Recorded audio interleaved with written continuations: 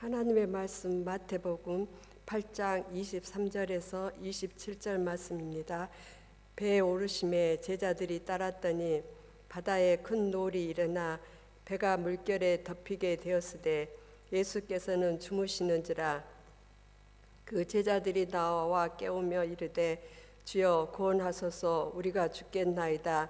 예수께서 이르시되 어찌하여 무서워하느냐, 믿음이 작은 자들아 하시고 곧 일어나사 바람과 바다를 꾸짖으시니 아주 잔잔하게 되거늘 그 사람들이 놀랍게 여겨 이르되 이가 어떠한 사람이기에 바람과 바다도 순종하는가 하더라. 아멘.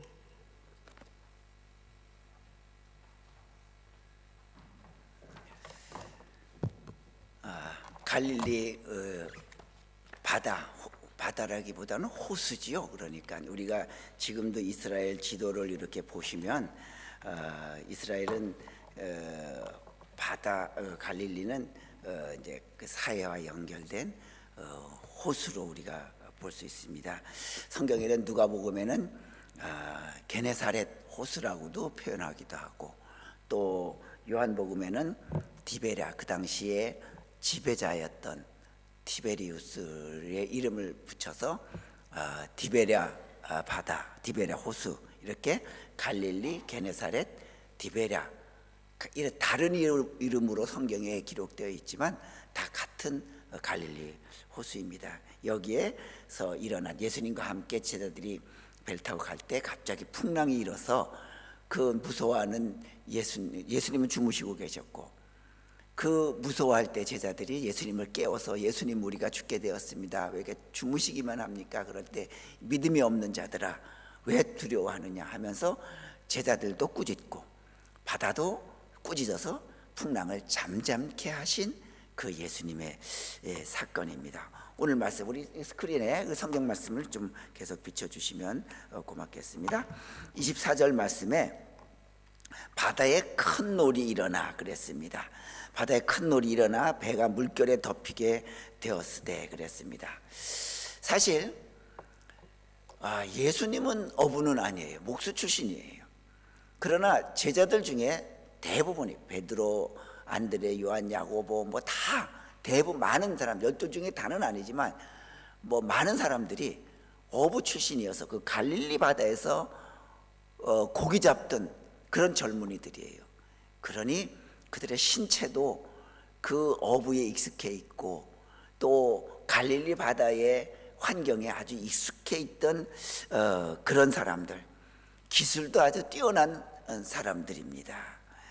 자, 그런데 그런 그들이 그런 아주 뛰어난 기술을 가진 이 갈릴리 바다라고 하면 그렇게 넓은 곳이 아니기 때문에 아주 손바닥에 손금을 보듯이 환하게 알 수 있는 그런 능력을 가진 그들에게 오늘 24절에 바다에 큰 놀이 일어나서 물결이 그 배를 덮치게 되자 그 제자들이 두려워 떨었다고 성경은 말하고 있습니다. 여러분들, 이 초짜 어부가 아니라 어릴 때부터, 아버지 때부터 쫓아다니면서 배에 익숙해 있는 그런 제자들에게 큰 파도가 덮쳤듯이, 사실 우리 인생에서 역경이라고 하는 것은요, 모든 것을 갖추었다고 해서 인생의 역경이 우리에게 다가오지 않고 피해가는 건 절대로 아닙니다. 갖추지 못한 사람들, 그 갈릴리에 사는 사람들 중에 그 바다를 잘 모르고 배를 어떻게 몰 줄 모르고 고기를 잘 잡지 못하는 그런 스킬이 없는 사람들에게만 그 폭풍이 있는 것이 아니라 잔뼈가 굵은 그들에게도 폭풍과 덮쳐서 그들도 죽음의 공포에 시달렸던 겁니다. 그렇습니다. 건강하던 사람에게도요, 아주 질병이 닥쳐와서 그 사람을 흔들 수가 있고요, 아주 사업의 수완의 능력이 뛰어나가지고 승승장구하던 사람도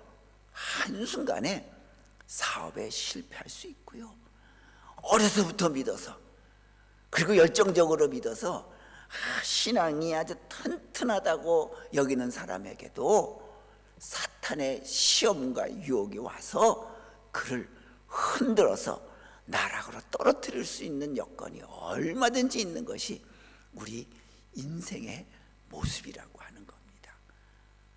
그 제자들에게 닥쳐왔던 능숙한 어부들에게 폭풍우가 닥쳤듯이 우리 인생도 능숙한 모든 것을 다 갖추었다고 하지만 믿음을 갖추어도 그 믿음으로 인해 유혹이 오고, 재물을 갖추어도 재물 때문에 유혹이 오기도 하고, 건강을 갖추었다고 생각하는데 건강 때문에 우리에게 시련이 닥친다고 하는 것, 이 고난은 누구도 예측할 수 없음을 성경은 말하고 있습니다. 더군다나 보세요, 이들이 자국할 때 거기 누가 계셨어요? 예수님이 계셨잖아요. 예수께서는 주무시는지라 예수님하고 함께 가고 있는데도 그들은 죽음의 공포에 잠길 만한 그런 폭풍을 만났다고 하는 겁니다. 그들이 예수님을 피해서 도망가는 사람이 아니었어요. 요나처럼 예수님을 피해서 가는 자가 아니라 예수님과 동행하는 자들이었어요. 자, 그렇다고 하면 예수님과 함께 있었다고 하면 풍랑이 멈춰야 하지 않아요? 우리가 예수님하고 동행하는데 맨날 우리는 예수님하고 동행해야 된다, 하나님이 우리와 함께 계시면 우리를 보호해 주신다고 늘 귀가 따갑도록 들었는데, 그렇다고 하면 풍랑이 일어나지 않아야죠. 그런데 제자들은 예수님과 함께하는 여정인데도 그들은 큰 시련, 풍랑을 만났다고 하는 것입니다.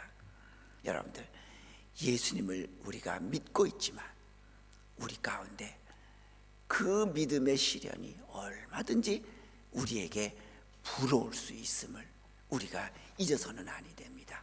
예수님이 계시면, 내가 예수님을 잘 믿으면 어떤 시련도 닥치지 않는다가 아니라, 예수님을 잘 믿는다고 하는 것은 그 닥치는 인생의 시련을 내가 어떻게 예수님과 함께 극복하느냐고 하는 것이지, 제자들도 예수님과 함께 하고 같이 건너가고 있는데 폭풍우를 만났다고 하는 것, 우리가 잊어서는 아니 됩니다. 그러게 어떤 사람은 그 예수님과 함께 살아가는 동안에 시련의 시기가 오면 오히려 그 예수님과 함께 있기 때문에 이 시련을 통해서 내가 오히려 신앙이 성장하고 내 삶이 성숙해지는 사람이 있는가 하면, 오히려 내가 예수님과 함께 살아가고 있음에도, 믿음의 생활을 하고 있음에도 불구하고 시련이 닥칠 때 나락으로 떨어지는 사람도 없지 않아 있습니다.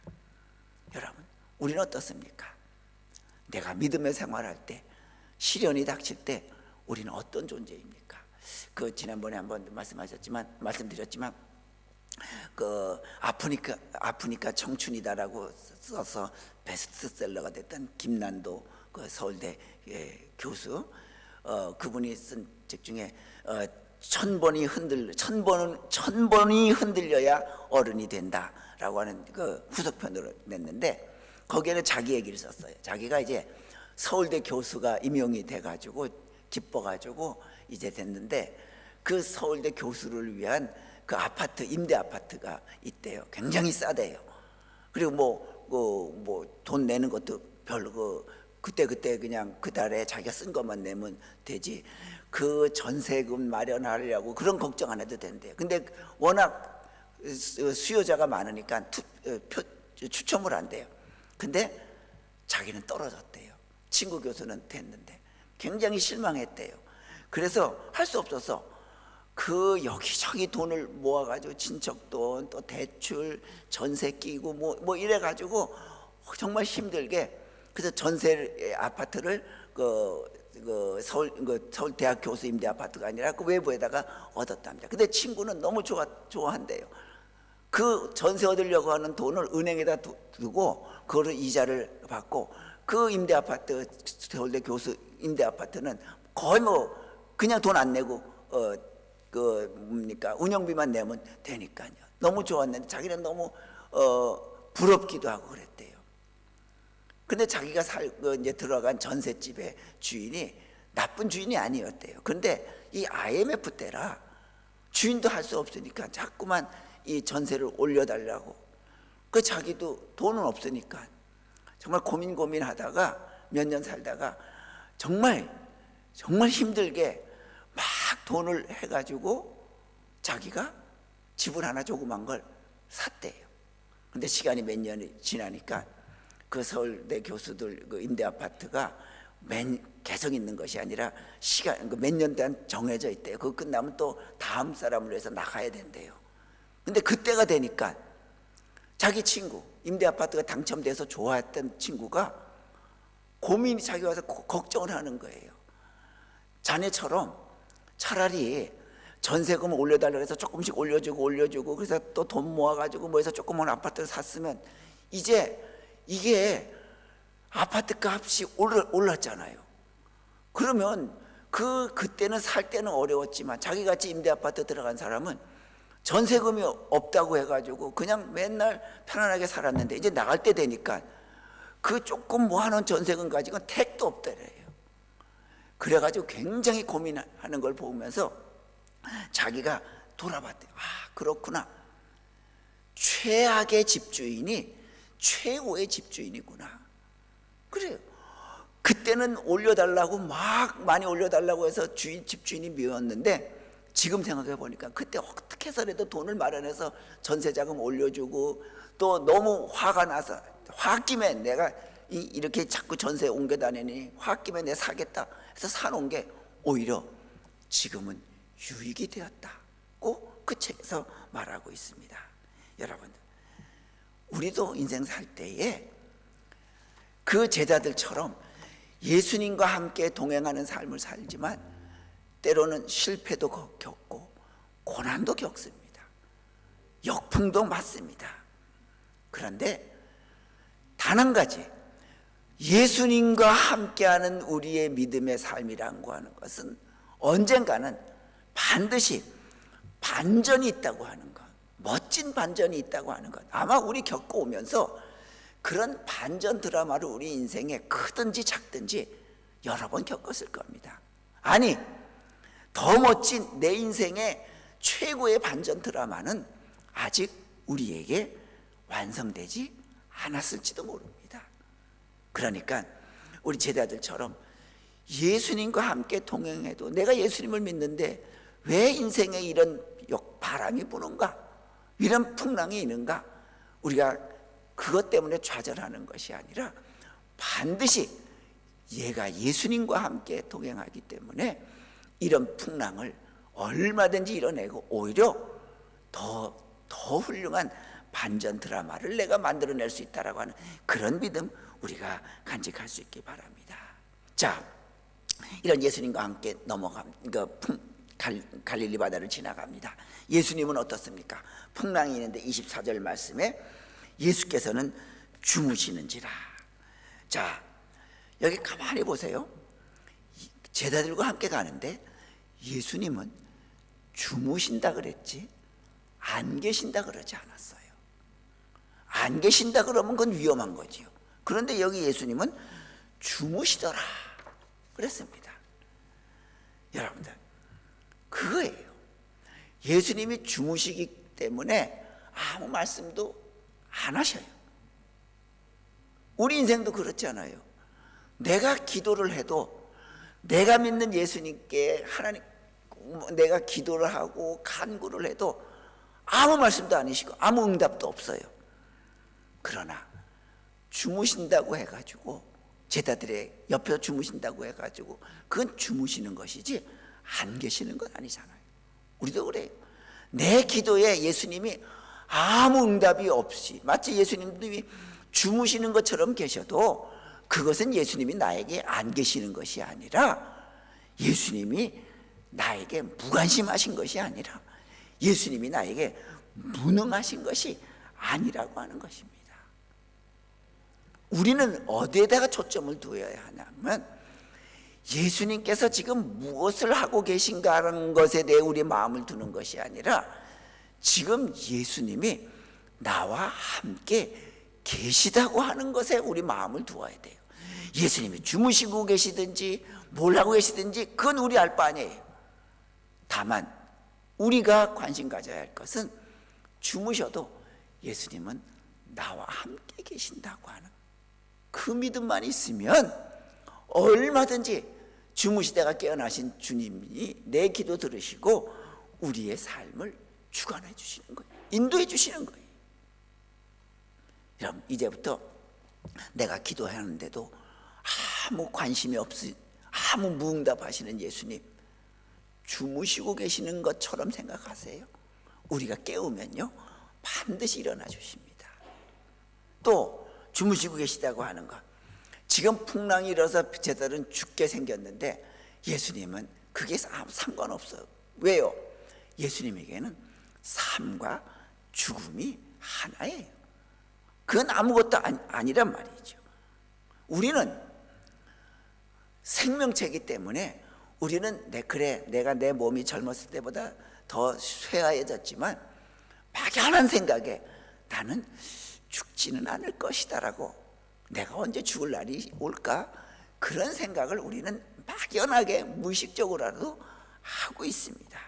그러다가 막상 죽음의 그 환경이 되면 두려움에 사로잡히잖아요. 자, 여러분들, 우리가 생의 마지막 날 우리의 가치는 어떤 걸까요? 내 가치가 훌륭했다, 삶의 가치가 귀했다, 소중했다는 걸 어떻게 알 수 있을까요? 그건 아마 이런 것 같아요. 마지막 때 내가 숨을 거둘 때 내가 이제 떠나고 나면 만나볼 수 없기에 슬픈 사람들 있잖아요. 내가 슬퍼요. 누구도 못 만나고 누구도 다시 또 못 만나고 내가 슬퍼할 사람들 있잖아요. 그 사람들 플러스 내가 없기 때문에 슬퍼할 사람들 있잖아요. 이번에는 반대로 내가 떠났기 때문에 내가 슬퍼하는 사람들과 나를 슬퍼한 사람들의 합이 아마 우리가 살아온 인생의 가치가 아닐까. 이게 많으면 많을수록 내가 참 인생을 가치 있게 살았다고 우리가 자부할 수 있지 않을까요? 내가 떠났는데도 별로 내가 보고 싶어 할 사람이 별로 내 마음에 남아있는 사람이 없고, 내가 떠나는데도 별로 나에 대해서 아쉬워할 사람이 없다고 하면 그거야말로 그 인생이 얼마나 참 무가치하게 산 인생이겠습니까? 우리가 너무나 잘 아는 한때의 베스트셀러가 됐던 죽을 때 후회하는 25가지, 일본의 그 의사지요, 오츠 슈와츠라고 하는 사람이 쓴, 그 사람은 주로 말기암 환자들을 상대로 진료하던 사람입니다. 그래서 1000명을 진료하면서 그 사람들이 죽어가는 모습, 그리고 그 사람들과 마지막에 대화하는 것을 다 모아서 책을 썼어요. 그래서 사람들이 죽을 때 후회하는 것이 25가지더라고 하는 그 5가지 목록을 쭉 써놓은, 목록 하나하나 설명해 놓은 것이 바로 그 책이에요. 그 중에 뭐 여러 가지가 있지만 그 중에 그는 거기에 후회하는 게 마지막에, 인생 마지막에 사랑하는 사람에게 고맙다는 말을 더 많이 하고 살았더라면 그것도 후회하고요, 내가 사는 동안에 조금 더 겸손했더라면 좋았을걸 하면서 말기암 환자들이 많이 그렇게 후회하고, 또 맛있는 음식을 많이 먹었었더라면, 그때는 돈이 아깝고 뭐 절약하려고 안 먹었는데 지금 생각해 보니까 굳이 그러지 말고 그거 아껴서 내가 뭐 했겠나, 좀 더 맛있는 음식을 좀 더 맛있게 더 먹었었으면, 또 내가 가고 싶은 곳을 좀 더 여행을 하며 살았었더라면, 또 어떤 사람은 좀 더 일찍 담배를 끊었었더라면, 또 어떤 사람은 내가 좀 더 만나고 싶었던 사람들을 미루지 않고 좀 만나고 살았었더라면 하는 그런 후회들을 하더라고 하는 것을 그 책에 쭉 적습니다. 그중 환자들이 한결같이 말하는 내용, 공통적으로 그게 바로 뭐냐면, 내가 일찍 종교를 가졌었더라면 하는 후회들을 많이 했다라고 그는 말하고 있습니다. 그건 뭡니까? 종교를 왜 갖게 돼요? 그것은 삶과 죽음의 의미를 좀 더 진지하게 생각하며 살 수 있지 않았을까? 내가 종교를 가졌다고 하면 살았어도 내가 죽을 때 어떤 죽음을 맞이해야 되며 그 죽음 후에 내가 어떤 생을 살아갈 수 있을까라고 미리 생각을 하고 살았더라면 얼마나 좋았을까? 대부분들이 공통적으로 종교에 대해서 후회하더라고 합니다. 교회 여러분, 이제 우리의 신앙도 마찬가지입니다. 주무시는 예수님, 죽음의 풍랑 앞에서도 주무셨던 편안했던 예수님처럼 우리도 살면서도 내 인생의 마지막이 올 때조차도 편안할 수 있는, 행복할 수 있는, 참 잘 살았다, 참 내 인생 참 수고했다 라고 내 자신을 따뜻하게 위로할 수 있는 그런 예수님과 같은 우리의 인생이 될 수 있길 바랍니다. 자, 그러자 제자들은 어떻습니까? 25절에 그 제자들이 나와 깨우며 이르되 주여 구원하소서 우리가 죽겠나이다. 그들이 예수님을 깨웁니다. 자, 그 제자들은요, 그 바다에, 갈릴리 바다에 아주 환경, 또 배 모는데 고기 잡는데 아주 능숙한 자들이에요. 그런데 막상 그렇게 능숙한 자들도 그런 풍랑의 환경에 당하니까 당황해요. 그래서 뭔가 해보려고 하지만 안 돼요. 한계에 부딪혀요. 그러자 그들은 깨달아요. 유일한 방법 하나다. 예수님을 깨우자. 흔들어 깨웁니다. 여러분들, 예수님을 깨우면서 주님, 우리가 죽게 되었습니다 라고 말을 합니다. 그러자 예수님께서 이 믿음이 작은 자들아 라고 말씀하십니다. 여러분들, 그렇습니다. 예수님은요, 이렇게 그 풍랑이 일어날 때에 자기 자신을 어쩔 줄 알 수 없어서 겨우 마지막에 가서야, 이제 마지막 방법은 예수님밖에 없다라고 그때 가서야 자기의 한계를 느끼고 예수님을 붙들 수밖에 없었던 그 작은 믿음을 가졌던 그 제자들의 부르심에도 우리 예수님은 응답해 주시는 거라고 하는 것입니다. 우리 예수님은요, 우리가 믿음이 작다고 해가지고, 내 믿음이 지금 시작했다고 해서, 내 믿음이 약하다고 해서 우리의 간청, 우리의 간구를 결코 외면하지 않는다고 하는, 그걸 보여주시는 거예요. 예수님은 우리의 믿음이 약하다고 해서 결코 크게 탓하지 않습니다. 다만 하나, 뭘 기다리고 있어요?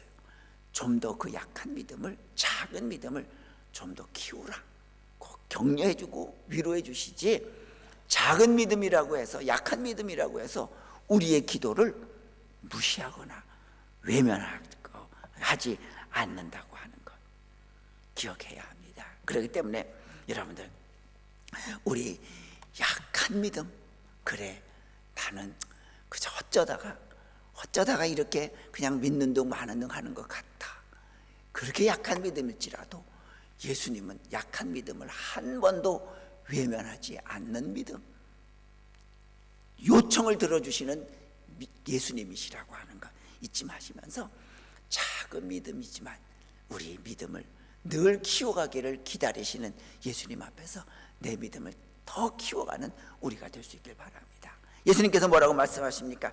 그 믿음, 그 깨우는 그에게 예수님께서 26절에 예수께서 이르시되 어찌하여 무서워하느냐, 믿음이 작은 자들아 그랬습니다. 믿음이 작은 자들아. 자, 한번 보세요.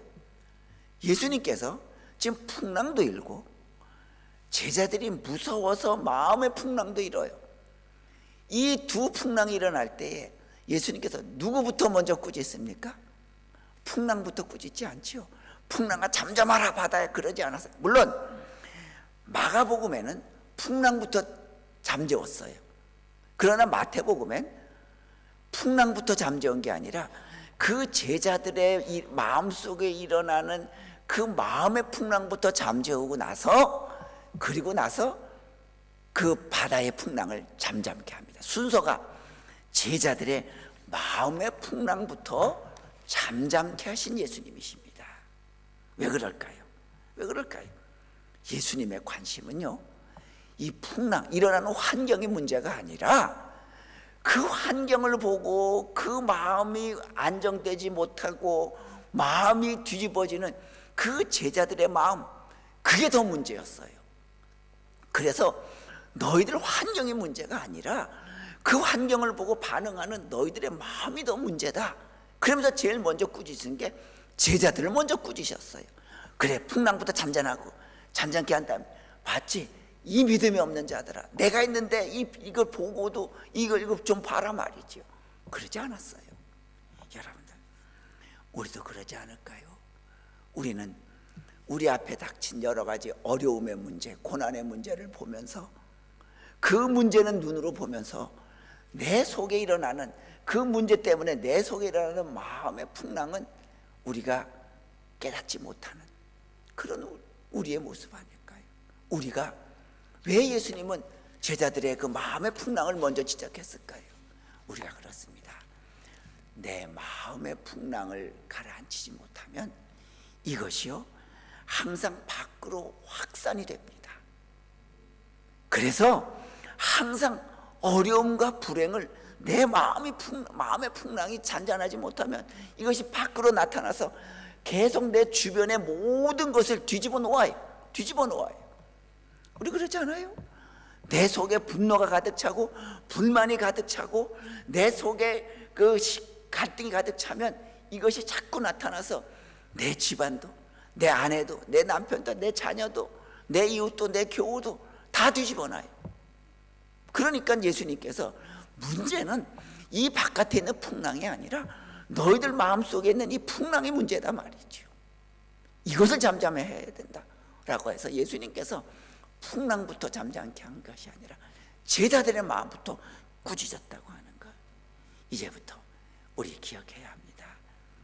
하나님, 내 문제를 해결해 주십시오가 아니라 하나님, 나의 믿음 없음을 용서하여 주시고 나의 믿음 없음을 도와주십시오 라고 할 때에 우리의 그 마음의 풍랑을 가라앉혀 주신 예수님은 반드시 나에게 일어나는 이 눈에 보이는 고난도 반드시 예수님께서 잔잔케 해 주실 것입니다.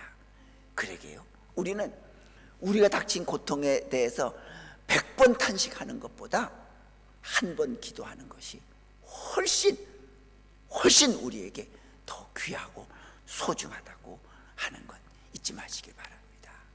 자, 그리고 나서 예수님께서 어땠습니까?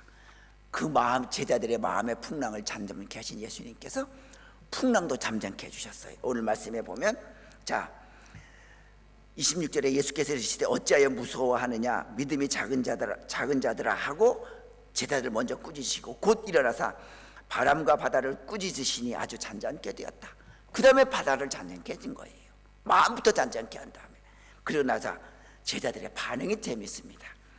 27절에 그 사람들이 놀랍게 여겨 이르되 이가 어떠한 사람이기에 바람과 바다도 순종하는가 하더라. 자, 눈으로 직접 봤으면서도 자기들의 마음도 잔잔케 했지만 그 자기들은 손쓸 수 없었던 그 풍랑을 순식간에 가라앉히게 잔잔케 한 그 예수님의 능력을 보고도 그들은 뭐라 그랬냐면, 도대체 저 예수는 누군가, 이가 누군가 말이죠. 이 사람은 도대체 누군데 바람과 바다를 잔잔케 하는가. 아니, 지금 예수님이 직접 행한 것을 보고도 못 믿는 거예요. 따라다니는 제자들인데도 못 믿는 거예요. 이게 지금의 제자들의 모습입니다. 그들은 예수님의 기적을 보고도 나는 예수님이 누구인지 모르겠다고 말하는 거예요. 이게 제자들의 믿음입니다. 여러분, 제자들이 처음부터 믿음이 훌륭한 줄, 그래서 그들을 뽑은 줄 알죠? 아니에요. 그들은 완전하지 않았어요. 완전한 사람이 아니었어요. 완전하기를 기대했기 때문에 뽑은 것뿐이지, 그들은 예수님의 기적 말씀을 보고도 도대체 이 사람이 누구야? 도대체 행한 일이 뭐야? 이게 무슨 일이야? 하고 예수님을 믿지를 못했던 겁니다. 교회 여러분, 우리의 믿음도 그렇지 않을까요? 우리의 믿음이 나는 훌륭하다, 나는 굉장히 성숙하다. 가만 보면요, 우리의 믿음은요, 저도 지금 그렇습니다. 우리의 믿음은 과연 성경에 있는 하나님을 믿고 있을까? 저도 제 자신을 많이 때로는 돌아봅니다. 애굽을 나온 제자들은 어땠을까요? 애굽을 나온 탈출한 이스라엘 백성들, 그들이요 금송아지를 만들어 놓고, 모세가 저 산에 올라갔을 때, 그 십계명을 받아 올라갔을 때 금송아지를 만들었잖아요. 그들의 금송아지는요 우상이 아니에요. 뭐예요? 금송아지는 소는 힘이잖아요. 그래서 우리를 이끌어내신 하나님은 이와 같이 힘이 있는, 능력 있는 분이다 생각해서 금송아지를 만든 거예요. 근데 하나님은 그걸 우상이라고 안 된다 그랬어요. 우리도 그래요. 나는 잘 믿는다고 하는데 가만 보면 우상으로 섬기는 하나님이 굉장히 많아요. 전 예수 섬기는 게 아닌데, 예수 우상인데, 전 하나님이 아닌데 하나님 우상인데, 마치 자기는 진실된 하나님으로 섬기는 것 같지만 우상을 섬기는 것 같아요. 그게 어찌 보면 우리의 모습이에요. 제자들도 그렇잖아요. 기적을 보고도 안 믿는 예수님, 예수님의 기적을 보고도 그들은 아직도 못 믿어요. 우리도 그렇게 연약한 믿음이에요. 잘 믿는다고 했지만 그 잘 믿는 것이 아니라 우상처럼 섬기는 모습이 우리 가운데 많이 있습니다. 어떤 한국에서 존경받는 목사님의 그 고백글을 읽어봤는데, 자기가 목사가 된 계기가 어떠냐면, 어릴 때 옛날 시골에 살 때, 옛날엔 좀 어렵잖아요. 계란 하나 먹기도 어렵잖아요. 목사님이 신방 오셨는데요, 자기 집은 보리밥 먹기도 어려웠는데 그 흰쌀 조금 모아놓은 것을 목사님 오셨다고, 그 목사님은 흰밥을 해가지고, 계란은 자기들은 명절만 외에는 못 먹었는데 계란도 사다가 부쳐가지고 목사님을 대접하는 어머니 아버지를 보시고, 야, 목사 되면 이래서 좋구나, 목사 되면 내가 계란도 먹을 수 있고 쌀밥도 먹을 수 있겠구나, 그래서 나도 목사가 돼야겠다. 그래서 자기가 어릴 때 목사 되겠다고 하는 계기가 쌀밥, 계란 먹으려고 했대요. 그런데 목사가 됐어요. 목사가 되기 위한 동기는 그렇게 세상적이었어요. 굉장히 세속적이었어요. 그런데 그 세속적인 동기가 점점 무르익어서 가장 존경받는 목사님이 되셨습니다. 여러분, 우리의 믿음도 그렇습니다. 어찌 보면 우리의 믿음이라고 하는 게 부족해요. 연약해요. 온전하지 못해요. 그러나 살다 보면 내가 조금씩 내 믿음이 온전해지는 겁니다. 우리 한번 신문에 나와 보세요. 이 나라 신문에는 뭐 누구가 태어났다, 누가 아기 낳았다, 뭐 또 누가 죽었다, 그런 그 뉴질랜드 헤럴드에 보면 이렇게 나잖아요. 그 끝에 보면, 자, 태어날 때는 누가 아들을 낳았다, 딸을 낳았다. 엄마가 낳은 것은 아들 아니면 딸이에요. 의사가 태어났습니다. 법률가가 태어났다. 굉장한 부자가 태어났다. 굉장한 예술가가 태어났다. 그렇게 쓰지 않아요. 누가 딸을 낳았다, 누가 아들을 낳았다. 그러지. 훌륭한 운동선수가 태어났다 그러지 않아요. 그러나 죽을 때 보세요. 훌륭한 운동선수 아무개가, 훌륭한 가수 아무개가, 훌륭한 법관 아무개가, 사업에 성공한 아무개가 죽었다고 말을 합니다. 그 신문에 나와요. 우리 그래요. 인생이라고 하는 것은 믿음도 똑같습니다. 시작할 때는 미약해요. 미미해요. 그러나 살아가면서 부단히 노력했기 때문에 죽을 때는 그 사람이 그냥 아들, 딸이 아니라 아무개로, 어떤 운동선수로, 예술가로, 법관으로 그 이름을 내고 세상을 떠나는 거예요. 우리 믿음의 사람도 마찬가지입니다. 하나님의 뜻에 맞게 살려는 사람은 살아가는 게 분명히 다릅니다. 일반 사람들과 달라요. 뭔가 내가 하나님의 사람으로 성숙해지기 위해서 살아가는 모습이 다릅니다.